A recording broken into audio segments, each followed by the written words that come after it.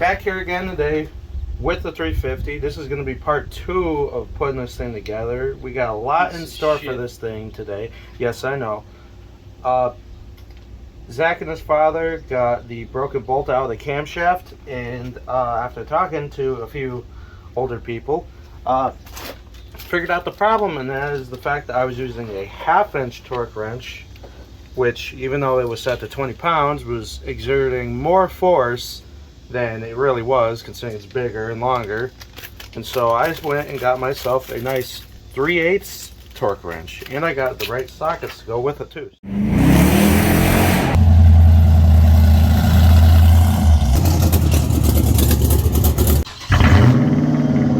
Removed from its resting place after 26 years.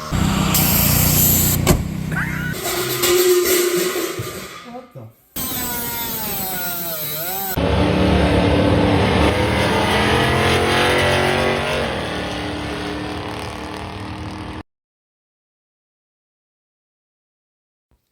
Alright, let's get right into this. So Zach and his father actually were able to get the broken bolt out of the camshaft off camera while I was busy, so didn't get any footage of that. But here's me actually putting the timing gear set back on and actually putting the brand new ARP bolts in. And we were going to use this cam button, but it was just causing issues and taking way too much time to deal with, so we decided not to use it.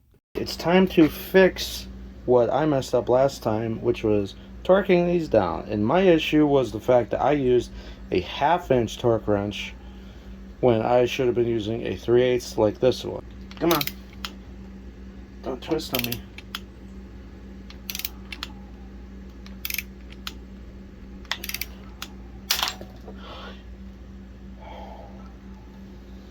I almost had a heart attack.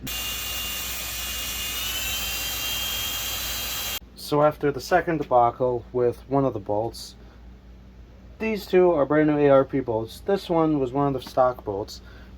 They're not torqued. They're, as my generation says, ugga-dugga with this. Basically just birded them down and then just give them a little teeny twist. And they do have Loctite on them. We were going to use a cam button, filing it down, realized it's going to take a lot more to make it work than we thought. So we just said, screw it, just going to put the timing cover on.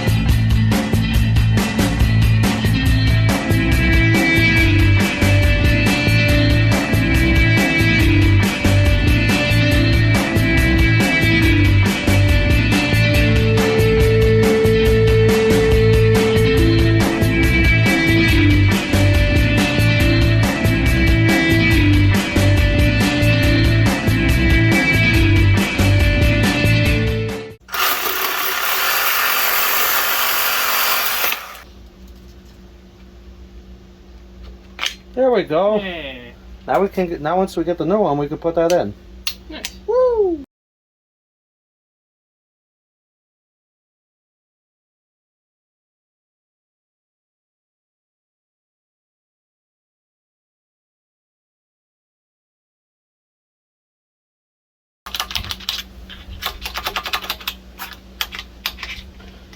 Wow, it's like, there we go. I was about to say, it's like other people do it and it's easy. I do it and it's not. There's, oh, that's the big, wow. Yeah, that's the main bearing. All right, that was huge. Now this is part of what we've been fighting this whole time, was getting the gasket for the oil pan, because 2-piece, 1-piece. For those that don't know, this is what I mean. There's one piece of rubber in the block back here, and then there's another on here that seals the crank in between the block and, well, the main bearing. And I just put the new main cap seal on, and now I'm about to pop this off. Just like that. Both the two-piece remain seals are out. This one came out pretty simple. You literally just tap it down with the flathead on one side, beep, beep, beep, beep, beep. Part of it pokes up, and then just hit it out with the flathead till it's fully out. This isn't exactly a how to do it channel, but basically from what I saw, don't put that in there. Just do this. I'll sort of bend this down, protect it, the seal, getting all chewed up as I've dropped the seal. Seal's only gonna go one way. I believe it to be this way.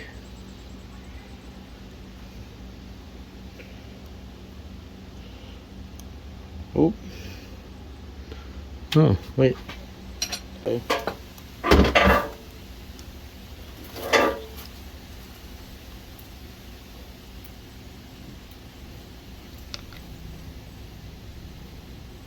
Wow. Here I was thinking, oh my god, we're not going to do this. That was the easiest seal install I've ever done in my lifetime. Back on. Just like that. Going to fix my mistake for the second time where I snapped another bolt. That's 4 now. Camshaft twice and then oil pump twice. But I got 3 brand new bolts for the oil pump. And I'm going to put them on and then slap on that oil pan finally.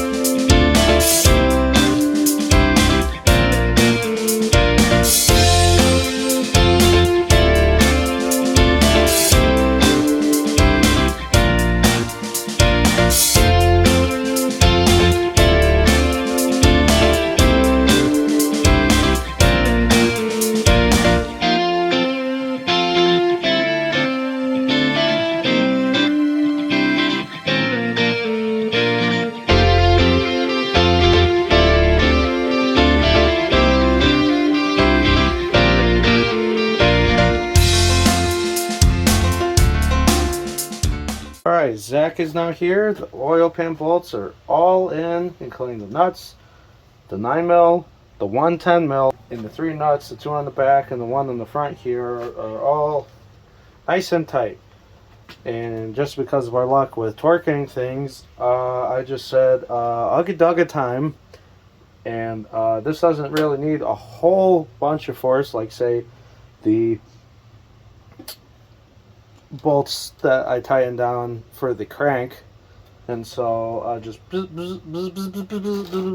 buzzed them down, yep. Just very lightly until I felt as though they were okay. And so now we're going to transition to moving this bitch outside and degreasing it to get it ready for paint.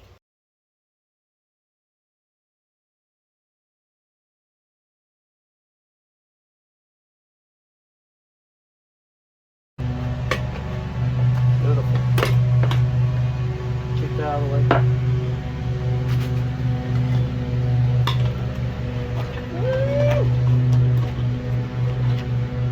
Alright, Zach, what have we done finally? We've taken the engine out of the garage and put this on, put the thingy. The oil pan's on, all the main caps are done. What the fuck is it? Gasket. That's the long, yep. The gasket's on, we have the right one finally.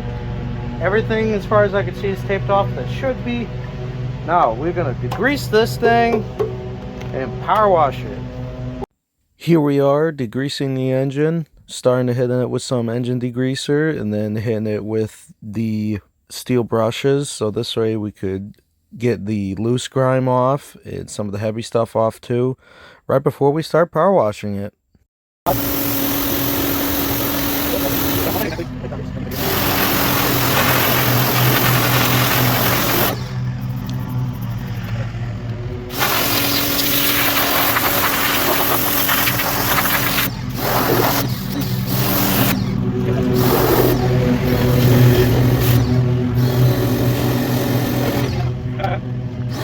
Oh, wow.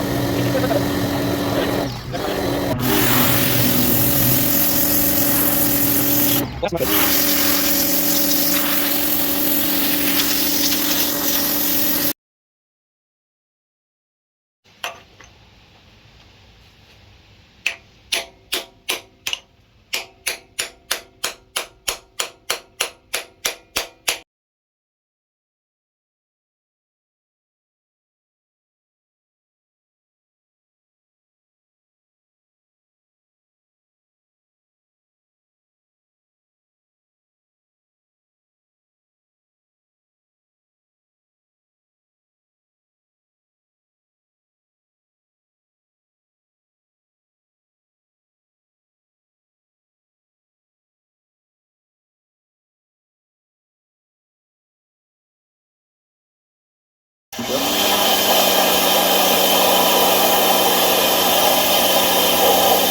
That's good.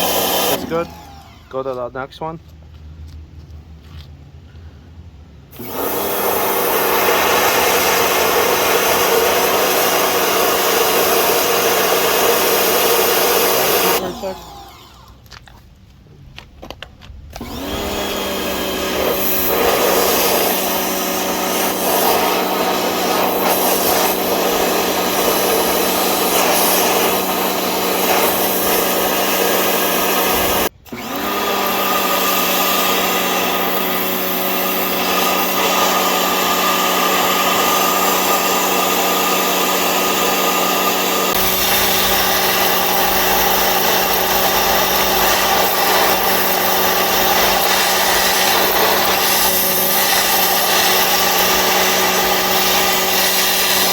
See how it's still coming out brown? Spray it some more. But yeah, angle it like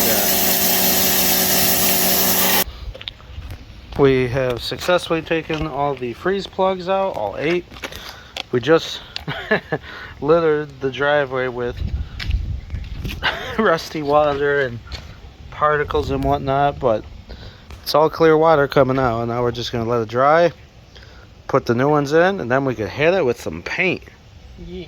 Time to put the nice new brass freeze plugs in, but before we do that, we want to lube them up a bit because, you know, you never like to go in dry. I don't even know if that's PG. Could you hold this? Just like that. And what this piece here is it is actually part of a freeze plug install kit that my father had. So let's get it in.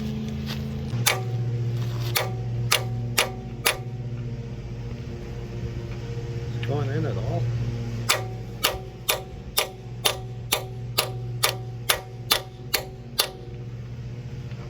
Oh yeah, it's going in all right.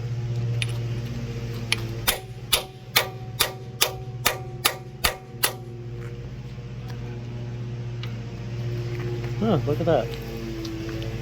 Is it flush? I think so, just about.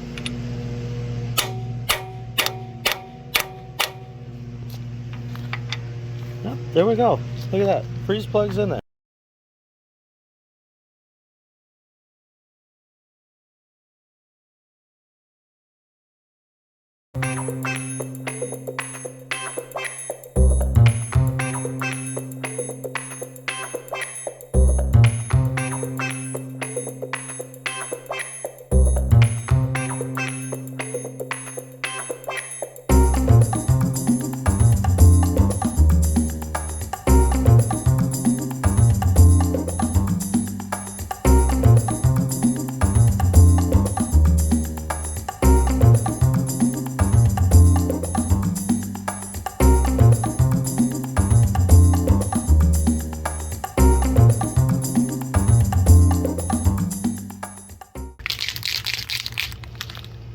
You got a bolt up to this?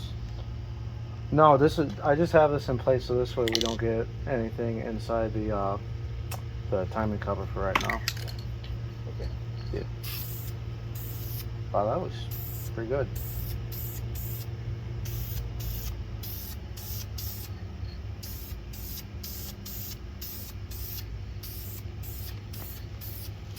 Smells like spray paint.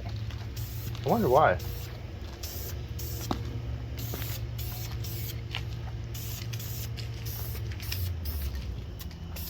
I wasn't exactly a vandal. He never a little bit go sideways.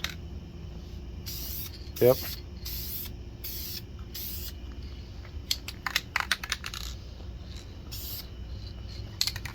Shouldn't have to shake it. Yeah, no, I just like the noise. Can I see? Yeah, doing it. You're doing it. Oop.